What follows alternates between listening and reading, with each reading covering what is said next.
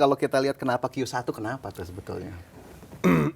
Ini ada hubungannya juga sama agenda makroekonomi Indonesia. Kenapa pun timingnya sekarang gitu loh. Karena waktu kita bikin analisis bursa harus anjlok, bursa pasti drop. Itu tanggalnya gue nggak bikin spesifik, kita bikin prediksi di bulan Oktober itu. Tapi pasti terjadi di Q1. Nah yang jadi menarik, kenapa sekarang serangan itu dilakukan? Itu seksi. Itu seksi gitu. Kenapa harus akhir Januari? Kenapa nggak pas Valentine 14 Februari misalkan? Tapi kalau dari kacamata Mas Benny, kalau kita lihat kenapa Q1 kenapa tuh sebetulnya? Ini ada hubungannya juga sama agenda makroekonomi Indonesia. Kita pengen GDP 8%, semua pengen ekonomi kita tambah bagus, tambah oke, tambah moncer. Tapi itu semua nggak bisa terjadi kalau seandainya kita nggak bisa kontrol kita punya bank sentral. Bank sentral kita tidak dikontrol sama negara kita sendiri. Gitu. Sejak tahun 1998 itu udah dikasih kewenangan itu kepada yang maha kuasa.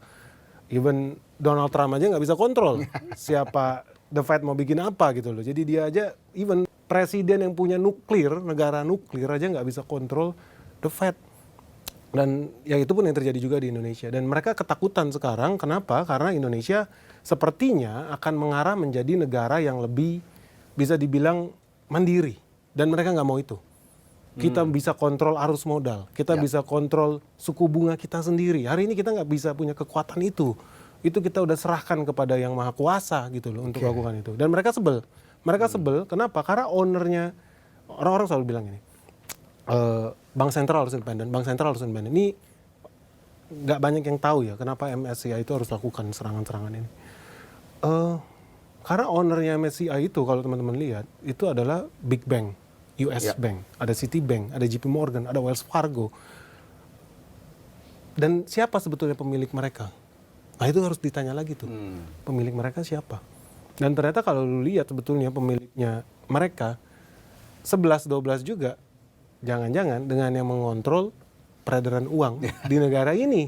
Gitu loh. Dan mereka ada ketakutan itu dan pola yang sama mereka lakukan ketika mereka bikin market crash di Greece, di Yunani. Mereka bikin market crash di Argentina sampai anjlok, mereka serang juga. Sekarang malah jadi uninvested. Jadi orang nggak bisa lagi masuk di dalam MSCI. Mereka drop parah. So Indonesia bukan yang pertama dan Indonesia bukan jadi negara yang terakhir. Dan mereka wajib ketakutan sama kita. Kenapa? Karena kita akan ada arahnya menjadi negara yang mandiri.